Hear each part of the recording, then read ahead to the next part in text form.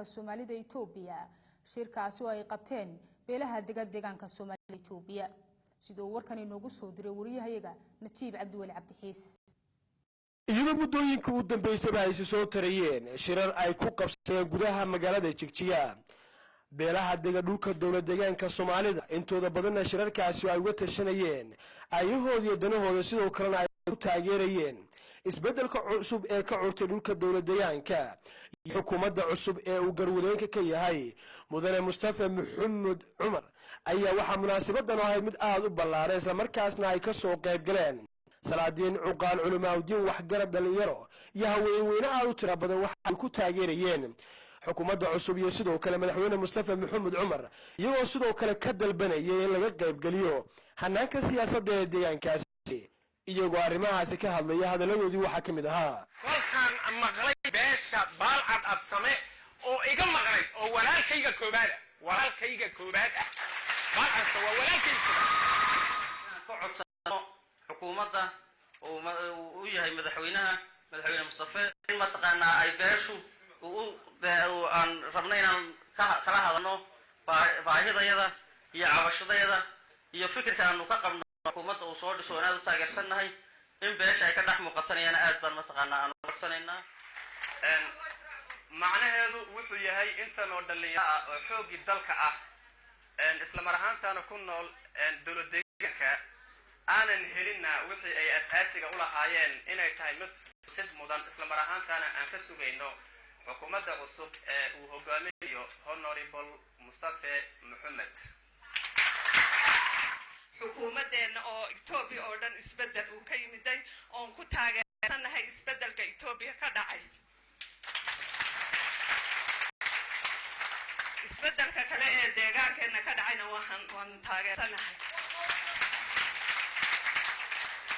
mudane Mustafa Maxamed Umar madaxweynaha deegaankeena waan taageersanahay xukuumadda jirta aqoonyahanka shaqada siiso culimaaddinka shaqada siiso hablaha waxbartay shaqada siiso marwooyinka sharafta badan ay hadina maxay xuquuqdooda siiyaan dadkan ka dhulka ku dhagan dhulka inay dawladda kor uga qaado saasaan dawladda ka codsanaya waxaan sheegaya isbeddelka maanta Itoobiya ka dhacay inuu inaga nafaqayno yahay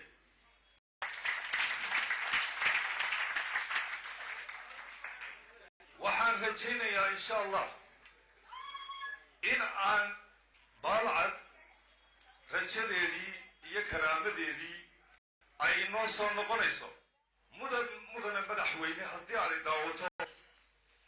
waxaan kaa rajaynayaa inaad arrinta baalcad absame baahidooda ay maanta sheeganayaan xuquuqdooda walaalahooda siiyey iyaga aan la siinin inuu siin doono isaga oo aad u qiiroonayo kuna faraxsan beesha baalcad weli dhalinyarteena qurba joogta ee kale ee waddanka ka maqan qaarkood wax kale uma maqna way imanayaan anaka isku duubnaano marka ugu horeysana qurba joog kasta oo waddanka ka maqan oo qabiilo kale ah marka ugu horeysa faamiliyadooda meesha degan markay isku duubnaadaan ee dad adag noqdaan way soo heebaystaan way yimaadaan waxaan ka hadlayaa anoo meesha baalcagsamo ka hadlaya xukuumadda cusub baan salaamayaa iyo horumarkii dhaqaalahaba hool yihiin boona garab taaganahay iyo nabadgelyaba dhalinyar haddaan nahay haddaan odayaal nahay haddaan wadiin nahay iyo haddaan gabdhaba nahay waan hor taagannahay waxaan xaggan ka maanta waxaan ku faraxsanahay baalad absame oo meel kasta ka timid deegaan kasta ay joogto ka timid oo shirkan baaqan beelweyn baalad absame u timid waxa weeyaan mid kale wada xuquuq badan baan kililkan aan ku leenahay inagu xuquuqda kililka aan ku leenahay waxaan aaminsanahay maanta inay miiska noo saaran tahay sababta aan u aaminay waxa weeyaan baalcad hadda ka hor meel fadhiisatay oo isku timid oo mustaqbalkeeda ka hadashay ama ka tashatay lama arag Najiib Cabdiwali Cabdixiis telefishinka caalamiga Universal magaalada Jigjiga wasiirka